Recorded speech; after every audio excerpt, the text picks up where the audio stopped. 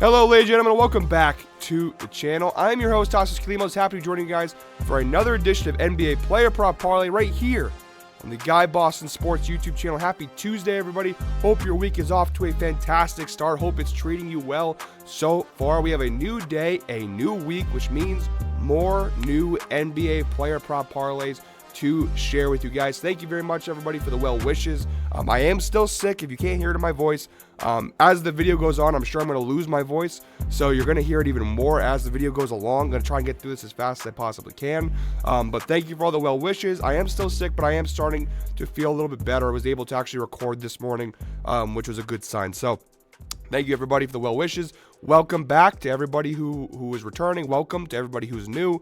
Make sure to hit that subscribe button, hit that like button if you haven't already. Quick little recap of last week. I gave out 19 props last week across 5 videos. We hit on 14 out of 19 of those props. Pretty solid hit rate. I gave out 5 parlays last week. We cashed on 2 of them. One of them was the big one on Monday, plus 1063. We also cashed on a plus 277 on last Thursday. So we finished the week up over 9 units. So a really solid week. Thank you to everybody who watched and tuned in last week. It was our most successful week of the Player Prop Parlay video series to date. Most views, most subscribers, most likes, most everything. So thank you very much to everybody who tuned in last week. So without further ado, got a 3-leg parlay to share with you guys today. Let's carry all that positive momentum, that winning momentum from last week, and carry it over into this week. So guys, without further ado, here's today's NBA Player Prop Parlay.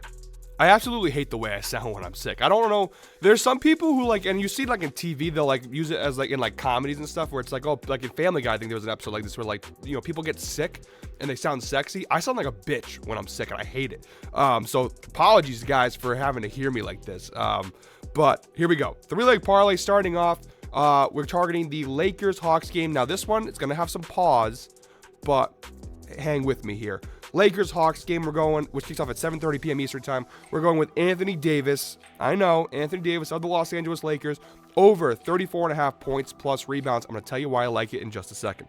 Let me kick it over to the Outlier screen real quick here, guys. If you don't know what Outlier is, they're the official sponsor of every NBA Player Prop Parlay video here on the channel. The best sports betting tool on the market, and they just keep adding more updates and more updates and more updates to make it even better. There's no better way for me. I'm not going to give you an ad read and tell you why. I'm just going to show you. If you're new here, you haven't watched my videos, I go through every prop and show you all the data that Outlier provides. So, link in the description below, 7-day free trial. If you want to try Outlier out for yourself, I promise you, you will not regret it. Little weary betting Lakers. Obviously, our 5-leg parlay on Saturday, we hit 4 out of 5 legs, and the one leg that lost was Taurean Prince. He had 0 points. He is officially added to the no-bet list. We only have 2 players so far this season on the no-bet list. It's Taurean Prince and it's Bruce Brown. They're the only 2 guys that I have made a solemn vow for the rest of the season they're not getting bet on at all. So just letting that be known. So I'm a little weary taking a Laker, but Anthony Davis, and especially Anthony Davis, but I like the spot here. Now, the data is not fantastic. He's covered this line in 5 of his last 10 games, a 50% hit rate. But if you stretch that data out to the last 20 games, it's a little bit better. 12 of his last 20 games, 60% hit rate, not too bad. And if you look at the entire season in its totality, you'll see he's sitting at a 62% hit rate, 29 out of 47 games. So not too bad. Pretty solid data overall for Anthony Davis. Now, there is no head-to-head data that Outlier provides because it's been quite a while since the Hawks, and that says Anthony Davis, has played versus the Atlanta Hawks. Actually, the last time that he played Atlanta, it was 2 years ago from today. The last time they played was on January 30th on 2022 that he was healthy and suited up and played the Hawks. 2 years ago from today's date, which is kind of crazy. But 2 years ago today they played. He had 27 points in 38 minutes, so not too bad. I think he covered this number, or just came close to covering this number the last time they played. This is always, honestly, a lot based on the defensive matchups. You look at the right side of the screen here, Atlanta. They are the 2nd worst defensive team in the NBA in terms of points allowed, and they are bottom 10 in rebounds allowed. You look at versus the power forward position. They are the 2nd worst defense in the NBA in terms of points allowed, and they are bottom 3 in rebounds allowed. And you look at versus centers. It's better, but it's still middle of the road, 18.6 points and 12 rebounds per game. Moral of the story is defensively, the Hawks are not a great defensive team against bigs. And you look at the injury report, now they have Clint Capella, obviously, who's playing, but you look down low, no Bruno Fernando, no Muhammad Guy. I mean, those are backup players, I know, but no matter what, they're thin right now down low, which is not going to help. And right over here, you look at LeBron James game time decision. That will play a factor. They are playing off a back-to-back. Davis didn't play his best game versus Houston, kind of an emotional game versus the Rockets. I think there's a good chance LeBron sits this one out, especially coming off a back-to-back with his age and his minutes. Would not be surprised if LeBron doesn't play, and if he doesn't play, I love this prop even more. If you look at AD's numbers this season without LeBron, he's played 5 games this season without LeBron James. He's covered this in 4 of the 5 games without. The one time that he didn't was against the Jazz on January 13th. He had 15 points and 15 rebounds, just missed it by not too much. So if LeBron doesn't play, and even if you go back to 2022, he played 20 games without LeBron, covered it in 15 to 20 games. So if LeBron doesn't play, I really love this prop. Again, I record this early in the morning, so unfortunately, I will not know the injury status until later on. I can obviously put in the pinned comment below if any changes if I make a decision on the bet. But as of right now, I'm going to opt as if there's a good chance LeBron might not play, or even if he does play, he'll be a little hindered. So I like the spot here for Anthony Davis. I think this is one of those games where the Lakers are going to look for him to step up and have a big game. Solid defensive matchup. He has covered this in 62% of his games this season. So that is the first leg of our 3-leg parlay. Sorry guys, I know I spent a lot of time on that one prop, but I felt like out of all the 3 props I'm going to share with you guys today, that was the one I'm going to need to convince you guys on the most. Here's the second leg of our 3-leg parlay. We're targeting the Pacers-Celtics game in Boston. It kicks off at 7:30 p.m. Eastern time. We're going with Jason Tatum of the Boston Celtics over 27.5 points. Now again, another prop that the data is not great on. He's only covered this number in 2 of his last 10 games. And you stretch that out to the last 20, only 8 of his last 20. It's only a 40% hit rate. And it doesn't get a ton better when you stretch it out across the entire season. 43% hit rate on the year, 19 of 44 games. Not particularly great for Jason Tatum. Compare this to 2022 last year. He hit it in 63% of his games. I think that's more, that includes playoffs, by the way. I think that's more to do, however, with the fact that the Celtics team has changed a little bit. They have Kristaps. Derek White has stepped up a little bit more, so he doesn't need to be a guy who scores 30-plus points a game or 28-plus points a game all the time. So I think that's him being low this year is not necessarily a bad thing for him as a player. For our player prop purposes, it's not great, but I still like the prop, and here's why. First and foremost, the head-to-head data. He's covered this number each of the last 6 times he's faced off with the Indiana Pacers, including all 3 times they played this year. This will be the 4th meeting and final meeting of the regular season between the Celtics and the Pacers. He covered it each 3 times. November 1st, he had 30 points. December 4th, he had 32. And the last time they met on January 6th, he had 38. So he is crushing this number. And even if you go back to last season, he killed this number against this Pacers team. And it makes sense. They're the 3rd worst defensive team in the NBA in terms of points allowed. And looking versus the small forward position, it remains the same.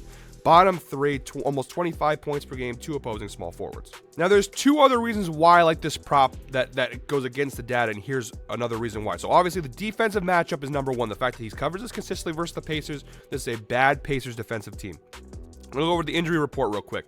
You see the Pacers, a lot of guys are kind of game time decisions. I expect most of these guys to play. On the Celtics side, Kristaps is listed as a game time decision. I know my screen's probably blocking it a little bit. You can't see. But on Outlier, it has Kristaps listed as a game time decision. He didn't play last night. I don't expect him to play tonight. He has an ankle sprain. I really doubt the Celtics are rushing to get him back on the court. He's listed as game time decision. I'm pretty confident saying he's probably not going to play. Luke Cornett, that doesn't really matter too much. But when Kristaps has not played this year, one of the cool features of Outlier is that you can put specific filters to look at specific situations, how the player plays when certain players are out, when they're at home, when they're away, all these kind of different factors. This season, when Kristaps Porzingis has not played, he's missed 13. Tatum has played 13 games without Kristaps this year. He's covered this number in 8 out of 13 games, 62% hit rate. So when Kristaps doesn't play, it looks like Tatum has to take a bigger role offensively. And you look at here, the only once in the 13 games without Kristaps did he not score at least 21 points. When Kristaps is out, Tatum has to take over more offensive responsibility. So if Kristaps doesn't play, including last night, he had 28 points last night versus the Pelicans defense. It's pretty solid. When Kristaps doesn't play, Tatum has to step up. And I expect the same to be the truth tonight. And guys, the third and final reason is that off of... Jesus, excuse me, apologies. Jason Tatum off of back-to-backs. Jesus, this virus is killing me. Off of back-to-backs. He's played 6 games this season off of back-to-backs. He's cashed this over in 4 out of 6 games. And actually, off of back-to-backs, he's been really, really solid. Besides one game, I have it here, stats provided by StatMuse here. Only 1 game this year off of back-to-back that he played under 34 minutes. So he plays big minutes, too, coming off of back-to-backs, which was against that Milwaukee, that blowout loss. He only played 16 minutes. He scored 27 or more points in 5 out of the 6 games. Some of these games are massive, including versus Indiana. He had 38 the last game on January, I think it was 6, 38 points off of a back-to-back. So, I mean, he's had some pretty massive games. 45 points against Charlotte off the back-to-back, 39 points against Dallas off a back-to-back. So, the back-to-back doesn't bother me at all, really, with Tatum. I think he's going to have a pretty huge game here against an Eastern Conference rival. I expect him to score at least 30 points. So Jason Tatum over 27.5 points. A little bit of a juiced alternative, but we want the hit here. So that is the second leg of our 3-leg parlay. All right, guys, this video is running a little long. My throat's starting to give out. So that's so fucking wrong. All right, Jazz Knicks. Game kicks off 7:30 p.m. Eastern time. We're going with all reliable John Collins over 19.5 points plus rebounds. This is available on pretty much every sportsbook. Also, by the way, Outlier now offers odds for Prize Picks and Underdog, which is pretty cool. But DraftKings, which we use as our primary sportsbook of choice here on the channel, for my videos at least, minus 115 odds. He's covered this in 7 of his last 10 games, 14 of his last 20 games, which is also 70%, and a 77% hit rate on the season, 34 out of 44 games. He's just been a covering machine. And you look at the defensive matchup here on the right side of the screen, it's not great. The Knicks are actually one of the best defensive teams overall in the NBA. You see they're top 2 in points allowed, top 2 in rebounds. Like, they don't give up much. But here's the thing. No Julius Randle, no Mitchell Robinson. Isaiah Hartenstein's a little bit banged up. So the Knicks have injuries down low. And they're having like Josh Hart start at power forward. Like, they don't have depth behind Randle and Robinson, and they're both out for an extended period of time. I think the Jazz will absolutely eat this matchup.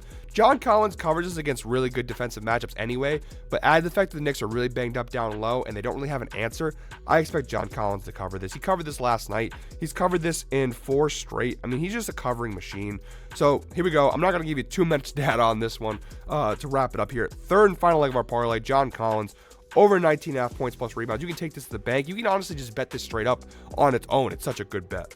All right, guys, look at the right side of the screen here. Our 3-leg parlay plus 348 odds. Again, like always, it's pretty much only available on DraftKings. Only the John Collins props available anywhere else. But here we go. 3-leg parlay. Jason Tatum over 27.5 points. John Collins over 19.5 points plus rebounds. And Anthony Davis over 34.5 points plus rebounds. All 3 games kick off at 7:30 p.m. Eastern time. So you'll be able to get this parlay finished by 10 o'clock p.m. You'll know if you're a winner or not. So that is it for me today, guys. Thank you very much for putting up with the voice, for putting up for me being sick and not being able to put out a video yesterday. Thank you very much. Love you guys. Hit that subscribe button. Hit that like button. Until next time, I hope you're all winners.